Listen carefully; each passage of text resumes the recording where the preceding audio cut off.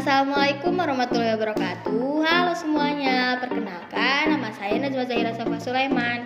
Di sini saya akan membahas tentang teori masuknya Islam ke Indonesia dan kenapa sih Islam itu lahirnya di Jazirah Arab. Di sini saya tidak sendiri, saya ditemani oleh teman saya yang akan memperkenalkan diri. Silakan. Halo semuanya, perkenalkan di sini saya Tiradi Tasdianti akan ikut berbincang-bincang hangat, yaitu akan membahas mengenai masuknya Islam di Indonesia dan bagaimana sih Islam di Jazirah Arab dan masuknya. Nah, sekarang kita di sini akan saling bertanya nih mengenai materi tentang Islam. Nah, pertanyaan pertama buat Najma, apa sih alasannya Islam itu lahirnya di Jazirah Arab? Nah, di sini ada beberapa alasan. Alasan yang pertama karena Jazirah Arab adalah bangsa yang ummi. Pada masa itu, bangsa Arab adalah bangsa yang ummi. Artinya, sebagian besar penduduk Arab adalah orang-orang yang tidak membaca dan menulis. Berbeda dengan Persia, Romawi, atau India yang merupakan ahli kitab. Bersamaan dengan itu pula, Nabi Muhammad SAW pun diutus di tengah-tengah bangsa Arab sebagai orang yang ummi. Meski begitu, Nabi Muhammad memiliki kecerdasan, kebijaksanaan, dan mampu menjadi imam para nabi. Dengan diutusnya Nabi Muhammad sebagai orang yang ummi di tengah-tengah bangsa yang ummi, maka ajaran Islam menjadi sesuatu yang murni. Jika Nabi Muhammad memiliki kemampuan membaca dan menulis sesuatu yang tertulis, maka orang-orang akan mengira kalau ajaran Islam merupakan ide yang datang dari hasil membaca. Wah, menarik ya ternyata. Lalu alasan selanjutnya apa kira-kira? Nah, alasan selanjutnya karena Jazirah Arab adalah tempat berkumpulnya manusia. Adanya Baitullah Ka'bah di Mekah menjadikan banyak manusia berkumpul di sana. Saat itu, banyak orang yang datang ke Jazirah Arab untuk berbagai keperluan, sehingga tempat ini menjadi tempat yang strategis untuk berdakwah dan ideal sebagai pusat persebaran ajaran agama Islam. Selanjutnya apa nih yang mau kamu tanyakan? Alasannya masih ada banyak. Masih banyak nih yang aku mau tahu tentang Islam. Oh iya, penyebaran agama Islam pertama kali menggunakan bahasa apa sih kira-kira? Nah, menurut keterangan, bahasa yang digunakan adalah bahasa Arab karena bahasa Arab adalah bahasa yang kaya. Dengan diturunkannya Islam di Jazirah Arab, maka penyebaran Islam di awal akan menggunakan bahasa Arab pula. Begitu pula dengan kalamullah atau wahyu yang diturunkan. Bahasa Arab sendiri merupakan bahasa yang kaya dan memiliki keistimewaan, sehingga kalamullah bisa lebih tepat disampaikan menggunakan bahasa Arab. Dan Jazirah Arab tidak memiliki agama persatuan, berbeda dengan tempat lain. Jazirah Arab di masa itu tidak memiliki agama persatuan. Ada banyak penyembahan dan tata cara ibadah yang berbeda satu sama lain, sehingga Islam akan lebih mudah diterima dan dikenal di tempat ini. Oh, jadi dulu Islam itu bukan agama pertama ya? Iya, bukan, karena agama yang pertama adalah agama Hindu. Jadi, kita lanjutkan saja ya ke pembahasan yang selanjutnya.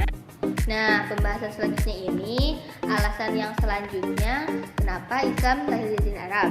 Alasan selanjutnya adalah bangsa Arab memiliki fanatisme kesukuan. Bangsa Arab dikenal sebagai bangsa yang memiliki fanatisme kesukuan yang kuat. Bani Hashim yang merupakan keluarga Nabi termasuk salah satu keluarga terpandang di Mekah dan memiliki fanatisme kesukuan yang kuat. Hal ini juga menjadi pendukung dakwah Nabi Muhammad dalam menyebarkan Islam. Selanjutnya, Arab ini jauh dari kehidupan kota. Setelah memulai dakwah di Makkah, Nabi Muhammad melanjutkan dakwah di Madinah. Madinah sendiri merupakan sebuah desa pedalaman yang masih asri. Lingkungan Madinah masih jauh dari pengaruh ibu kota, baik dari pergaulan, pemikiran, dan berbagai hal lainnya. Sehingga membangun dakwah dari tempat ini merupakan suatu keputusan yang sangat tepat menurut Nabi Muhammad. Oh iya, tadi aku dengar ada Bani Hashim ya. Kira-kira Bani Hashim itu apa sih kalau boleh tahu? Nah, Bani Hashim itu adalah salah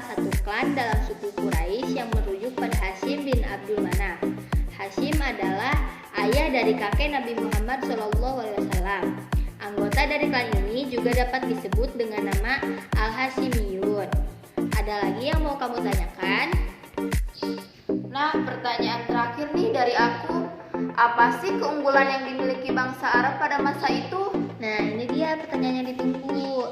Jawabannya adalah salah satu keunggulan yang dimiliki bangsa Arab adalah perawakan tubuh yang termasuk perawakan pertengahan. Selain perawakan tubuhnya, warna kulit, akhlak, dan juga agama kepercayaan orang-orang Arab juga termasuk pertengahan dibandingkan dengan bangsa lainnya. Dengan begitu, orang lain atau umat dari bangsa lain selain Arab bisa tetap menerima dakwah dengan lebih mudah. Nah, itulah 7 hal yang menjadi alasan mengapa Islam lahir di Jazirah Arab. Selain alasan tersebut, tentu saja masih banyak alasan lainnya, baik yang diketahui manusia, belum diketahui manusia, hingga alasan yang hanya diketahui oleh Allah Subhanahu wa taala. Allahu a'lam bishawab. Segitu saja pembahasan dari saya. Sekarang saya yang balik nanya ya ke Tirani. Tentu boleh dong, di sini kan kita saling berbagi pengetahuan. Silahkan mau bertanya tentang apa? Nah, aku mau tanya nih sama Tirani. Aku mau tahu nih tentang sejarah masuknya Islam ke Indonesia tuh bagaimana sih awal mulanya? Nah, masuknya Islam ke Indonesia diketahui sudah sejak abad ke-19. Peta masuknya Islam di Indonesia sendiri dilatar belakangi oleh beberapa hal. Nah, salah satunya adalah perdagangan. Secara umum, perkembangan Islam baik dalam agama maupun tradisi terjadi setelah bangsa Indonesia bergaul dengan berbagai bangsa yang ditandai dengan terjalinnya hubungan dagang antara kawasan Nusantara dan tetangganya, baik di Asia Tenggara, Asia Selatan, maupun di negeri Arab. Nah, dalam sejarah Indonesia tidak pernah ada kekuatan asing, baik dari negara Arab maupun India, yang memaksa bangsa Indonesia untuk memeluk Islam. Nah, adapun menurut buku sejarah oleh Nana Supriyana, masuknya agama Islam sejalan dengan berkembang dan ramainya perdagangan antara Jazirah Arab, Teluk Persia, India, Selat Malaka, dan Kepulauan Indonesia, yaitu pada abad ke-7 sampai ke abad 15 Masehi. Pertanyaan selanjutnya nih buat Tirani. Ada nggak sih teori-teori yang mendasari hal tersebut? Iya, ada. Teori itu banyak dianut oleh kalangan sejarah bangsa Islam yang masuk ke Indonesia. Teori itu ada 3, diantaranya yang pertama ada teori Gujarat. Teori Gujarat itu adalah teori masuknya Islam ke Indonesia yang diceritakan pada abad ke-13 Masehi dari pedagang India Muslim. Nah, teori ini berkembang dari Visnaval dari Universitas Leiden yang mengatakan bahwa asal-muasal Islam dari Gujarat dan Malabar. Kemudian, orang Arab bermazhab Syafi'i bermigrasi ke India dan orang Indialah yang membawanya ke Indonesia. Bukti peninggalan dari Gujarat berupa batu nisan di Pasai, kawasan utara Sumatera pada 1428 Masehi. Adapun batu nisan itu memiliki kemiripan dengan batu nisan di makam Maulana Malik Ibrahim di Jawa Timur, yakni memiliki bentuk dengan batu nisan di Cambai, Gujarat, India. Teori selanjutnya yaitu ada teori Mekah.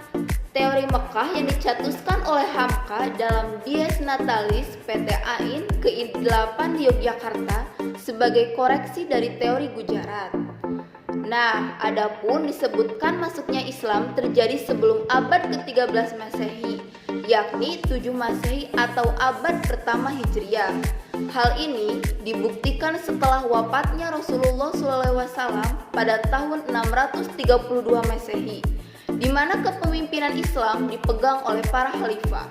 Di bawah kepemimpinan itu, agama Islam disebarkan lebih luas hingga ke seluruh Timur Tengah, Afrika Utara, dan Spanyol. Kemudian, di masa dinasti Umayyah, pengaruh semakin meluas hingga ke Nusantara. Menurut Arnold Morrison 1951, bukti masuknya Islam ke Indonesia dari pedagang Arab menyebarkan Islam ketika mereka berdagang. Hal ini juga sesuai dengan fakta pedagang Arab menjadi pemimpin di pemukiman pesisir pantai Sumatera. Oh gitu. Selanjutnya katanya ada 3 teori ya. Sekarang teori yang terakhir apa nih? Nah, teori yang terakhir itu ada teori Persia. Teori Persia itu dicetuskan oleh Hoisin Zadaningrat. Dijelaskan bahwa Islam masuk ke Indonesia dari Persia singgah di Gujarat pada abad ke-13. Hal ini terbukti dari kebudayaan Indonesia yang memiliki persamaan dengan Persia. Hal ini pun dipertegas juga oleh Morgan bahwa masyarakat Indonesia sama dengan Persia. Terbukti yaitu peringatan 10 Muharram atau Asyura sebagai hari peringatan Syiah atas syahidnya Husain. Peringatan ini berbentuk pembuatan bubur syura. Selain itu, di Minangkabau, bulan Muharram juga dikenal sebagai bulan-bulan Husain loh. Lalu di Sumatera Tengah juga diperingati dengan mengarak keranda Husain untuk dilemparkan ke sungai. Nah, selanjutnya teori ini juga didukung dengan kesamaan ajaran Syekh Siti Jenar dengan ajaran Sufi Iron Al-Halaz. Ketiga, penggunaan istilah bahasa Iron dalam sistem mengeja huruf Arab untuk tanda bunyi harokat dalam pengajian Al-Quran tingkat awal. Itulah peta masuknya Islam ke Indonesia beserta teori-teori yang ada. Ya, meskipun terdapat beberapa versi teori, namun hingga saat ini belum ada bukti mana teori yang paling kuat. Oh begitu, ternyata banyak sekali ya pelajaran-pelajaran tentang Islam yang tertarik untuk dipelajari. Selanjutnya kita akan bahas apa lagi nih? Nah, karena pembahasan kita sudah selesai nih, bagaimana kalau dilanjutkan saja bertanya seputar serunya belajar sejarah? Nah, menurut kamu, apa sih serunya belajar sejarah? Kalau menurutku, belajar sejarah itu serunya kita dapat ilmu baru, kita dapat pengetahuan-pengetahuan yang sebelumnya kita tidak tahu. Banyak juga pelajaran-pelajaran yang mungkin kita belum pernah mendengarnya, seperti contohnya peninggalan-peninggalan Islam, peninggalan bercorak Islam, tentang kerajaan-kerajaan Islam. Mungkin sebelumnya belum pernah kita mendengarnya. Namun dengan pelajaran sejarah kita dapat mengulik lebih dalam lagi, seperti mengulik ke belakang, banyak pelajaran-pelajaran yang dapat kita ambil. Kalau menurut kamu, apa sih keseruannya belajar sejarah? Oh, itu yang menurut kamu. Nah, kalau menurutku sebenarnya sih gak jauh beda dari kamu. Dan menurutku, Bu Wisma juga berperan sebagai guru yang hebat karena dapat menyampaikan materi dengan sangat amat menarik, sehingga aku semakin tertarik untuk belajar sejarah lebih banyak lagi. Wah, setuju tuh, Masya Allah sekali ya. Iya. Ya, cukup saja mungkin pembahasan kita untuk materi kali ini. Semoga nanti selanjutnya kita dapat membahas materi-materi yang lain. Nah, yang terakhir saya mewakili teman saya meminta maaf jika ada pembahasan yang kurang tepat dan kata-kata yang kurang berkenan di hati teman-teman pendengar. Semoga selanjutnya kami dapat lebih baik lagi. Saya Tirani Tastianti bersama Saya Najma Zahira Sofa Sulaiman pamit undur diri. Terima kasih karena sudah bersedia mendengarkan podcast kami. See you next time ya teman-teman. Assalamualaikum warahmatullahi wabarakatuh.